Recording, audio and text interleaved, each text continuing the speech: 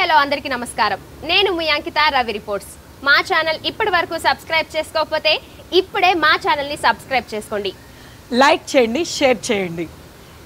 రెండు తెలుగు రాష్ట్రాల్లో 95% political colour పులుమేసుకొని మాట్లాడేవారే కానీ అసలు సత్యాన్ని ఎవరు తెలుసుకోవట్లేదని అనిపిస్తుంది. ప్రతి ఒక్కరూ ఏదో ఒక పార్టీని గుండెల్లో పెట్టుకొని ఆరాధిస్తూనే ఉంటారు. తాతల తండ్రుల కాలం నుంచి ఇదేగా జరిగేది. కాకపోతే అప్పుడు ఇంత టెక్నాలజీ లేదు. ఇప్పుడు అది మన ఒళ్ళో వచ్చి ఎక్కడ ఏం జరిగినా ఇట్టే చూపించేస్తుంది. అఫ్ కోర్స్ ఎన్ని చూపించినా మన పార్టీ చెప్పిందే వేదనలేండి. ఇది కాదనలేని సత్యం కదా.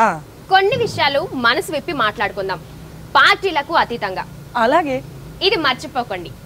కలిసి ఒక్కటిగా ఉన్న తెలుగోలని, తెలంగాణ వాళ్ళని, ఆంధ్ర వాళ్ళని రెండు ముక్కలు చేసి రెండు రాష్ట్రాలుగా పాలించేసుకుంటున్నాం. బాగానే ఉంది. తెలంగాణ గురించి తర్వాత మాట్లాడుకుందాం అంకిత. ఆంధ్రప్రదేశ్లో 2014లో అప్పులతో విడిపోయిందని అందరూ చెప్పిన మాటే. 2019 దాకా చంద్రబాబు గారు పరిపాలన చేశారు. అప్పుడు అపోజిషన్లో ఉన్న జగన్ గారు చంద్రబాబు అండ్ కో రాష్ట్రాన్ని దోచుకుంటున్నారని, నేను వస్తే దోచుకున్నదంతా కక్కిస్తా, ఇరికిస్తా, ఇంకేదో చేస్తా అని చెప్పారు. ఓహో, జగన్ గారు వస్తే రాష్ట్రం బాగుపడుతుంది, అవినీతి పరుల ఆట కట్టిస్తారని, దోచుకున్న కోట్లు, కబ్జా చేసిన భూములు అన్ని మళ్ళీ జనం కోసం మళ్ళీ ఉపయోగిస్తారని తెగ ఆశపడిపోయి ఎగేసుకొని జగన్ గారికి మ్యాండేట్ ఇస్తే ఏం చేశారు? వైసీపీ పార్టీ ఆరోపణ చేసిన తెలుగుదేశం అవినీతి పరులెవరిని అడగలేదు, దోచుకున్నదేది బయటికి రాలేదు. 5 ఏళ్ల పాటు పరిపాలన చేశారు.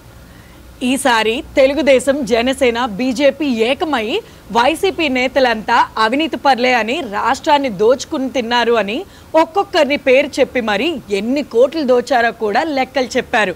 ఈసారి కూడా ప్రజలు నమ్మేశారు అంకిత. అదిరిపోయే స్ట్రైక్ రేట్ తో కూటమికి 164 సీట్లు ఇచ్చేశారు. ఏడాది పాలన కూటమి చెప్పిన అవినీతి పరులు వారికి వారు బాగానే తిరుగుతున్నారు. లక్షల కోట్లు దోచుకున్నారనే ఆరోపణగానే ఉంది. జనాలు నమ్మబట్టి ఎవరికి వారు ఇష్టం వచ్చినట్లు చెప్పి ఓట్లు వేయించుకున్నారు. ఇది ప్రతి 5 ఏళ్లకు జరిగే నార్మల్ థింగ్. జనమే పిచ్చోళ్ళు. గతంలో బీజేపీ చరిష్మా లీడర్ అయిన నరేంద్ర మోదీ గారు నల్లధనాన్ని మొత్తం వెనక్కి తెచ్చి దాని కారకులైన వారిని అరెస్ట్ చేస్తామని చెప్పారు. జరిగిందా?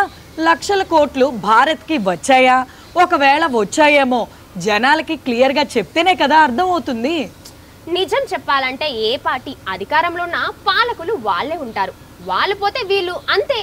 గెలిచిన పార్టీలోకి ఓడిన పార్టీ లీడర్ వస్తే అప్పటిదాకా ఉన్న అవినీతి మచ్చ క్షణంలో మాయమైపోతుంది. అదేంటో ఆ పార్టీ వాళ్ళు ఈ పార్టీలోకి, ఈ పార్టీ వాళ్ళు ఆ పార్టీలోకి మారుతున్నా జనాలు మాత్రం గొడుగు పడుతూనే ఉంటారు. అదేంటని మాత్రం అడగరు. కొట్టుకునేది జనాలే, తిట్టుకునేది జనాలే. గొడుగుల నీడల్లోనే పార్టీ నేతలు జనాల అమాయకత్వాన్ని చూస్తూ ఎంటర్టైన్మెంట్ ఫీల్ అవుతూ ఉంటారు. అదే జనాలకు అర్థం కావట్లేదు. జనాలేం పిచ్చోళ్ళు కాదని చాలా మంది అంటారు కదా. జనాల తెలివికి నమస్కారం. ఓహో, వాళ్ళు నిజానికి అవినీతి నాయకులను ఇష్టపడరు. వాళ్ళు తమను తాము మంచి వాళ్ళమని, న్యాయవంతులమని, నిజాయితీ పరులమని చెప్పుకునే అవినీతి నాయకులను మాత్రమే ఇష్టపడతారు. అర్థం కాలేదా? అవినీతిపై పోరాడతామని హామీ ఇచ్చే అవినీతి నాయకులను వారు ఇష్టపడతారు. అవినీతి లేని నాయకులు ఎప్పుడు అలా హామీ ఇవ్వరు. ఎందుకంటే సరైన లీడర్ నిశ్శబ్దంగా పనిచేస్తారు. అవినీతి నాయకులు ఓటర్లు సంతోషపెట్టే అద్భుతమైన సొల్యూషన్ చెప్పేస్తారు. నీతి పరులు కష్టపడి పని చేయడమే తెలుసు. అయినా ఈ రోజుల్లో అలాంటి వారిని వెతకలేం. ఏది కొత్తగా చెప్తే దాని వెంటే ఊహల్లో ఉండిపోవడమే తెలుసు, అంతే కదా. శ్రీశ్రీ గారు 1961లో వెలుగు నీడలు మూవీ కోసం రాసిన ఒక పాటలో చెప్పిన మాటలు గుర్తొస్తున్నాయి. పదవి వ్యామోహాలు, కులమత భేదాలు, భాషా ద్వేషాలు చెలరేగే నేడు, అవినీతి బంధుప్రీతి చీకటి బజారు అలుముకున్న ఈ దేశం ఎటు దిగజారు. 64 ఏళ్ల క్రితం చెప్పిన ఈ మాటలు ఇప్పటికీ వర్తిస్తున్న జనాలకు మాత్రం అర్థం కావట్లేదు. అర్థం చేసుకోవడానికి ప్రయత్నం చేయాలి. మీ అంకిత, రవి రిపోర్ట్స్. మీ దివ్య, రవి రిపోర్ట్స్.